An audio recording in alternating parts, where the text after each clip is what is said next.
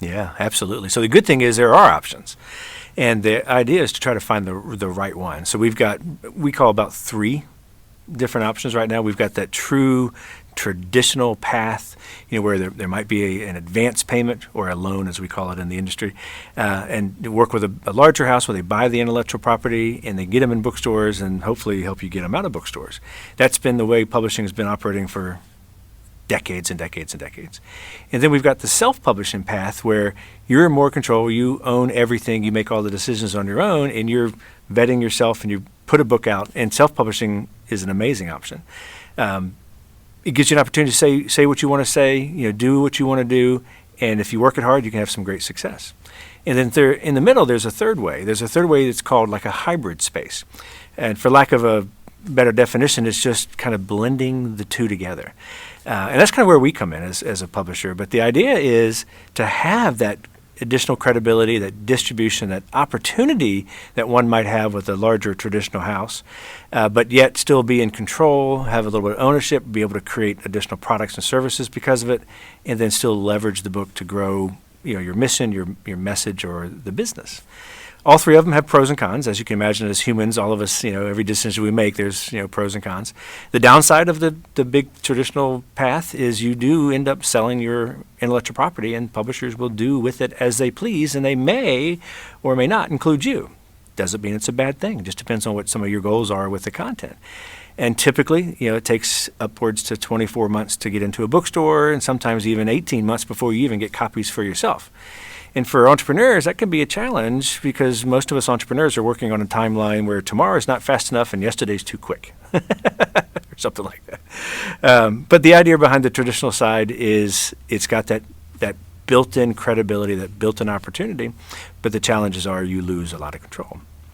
The average advance, by the way, so when I say they pay advances, is pretty slim. Right now you're either going to get a really large advance, $300,000 or more, or you're going to get $100.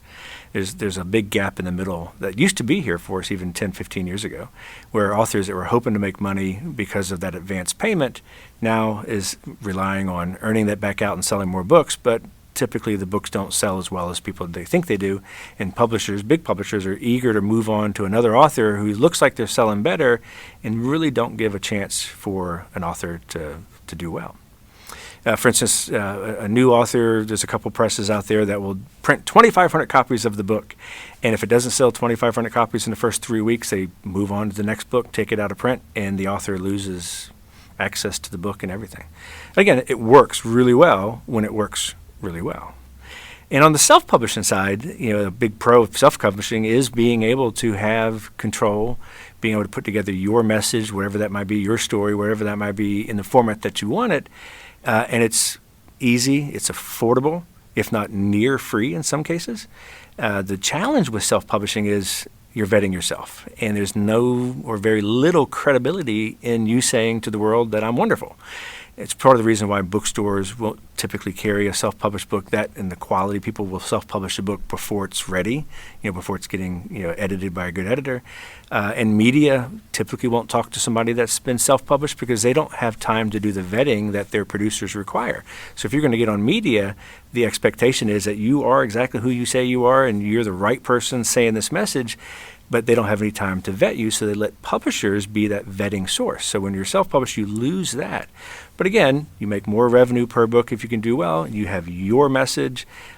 Challenging to get in bookstores when you're self-published. Bookstores look at, again, quality. They also look at the publishers to vet, that they are the right people saying it. And self-published, generally, again, the quality or the content's just not where they need to be. But also, if it does well, can the publisher or can the author produce enough copies? All the challenges that you can imagine when bookstores kind of get involved. And self-publishing's, tough to get into bookstores. Now, the hybrid approach, the middle of the road, if you're working with a good one, has the traditional distribution where they're vetting authors, they're creating good quality books, and they're taking the time to present them to the bookstore buyers, following those seasons, if you will, because books are sold in seasons. Pros and cons with the hybrid side as well. A pro could be you've got a higher level of credibility, maybe not quite as much as any random house, but a higher level of credibility. You've got bookstore opportunity to get into the bookstores. Now, the depth and breadth can certainly vary on the typical traditional path as well as the hybrid path. Another pro of hybrid is being able to control your content and create other products. A con of hybrid is unless you're really out there working hard, it can be tough to make the attention. But really, the truth is, no matter how you publish a book, it's really going to fall on an author's shoulders to create the marketing and the buzz for it. It's just easier if you've got broader distribution.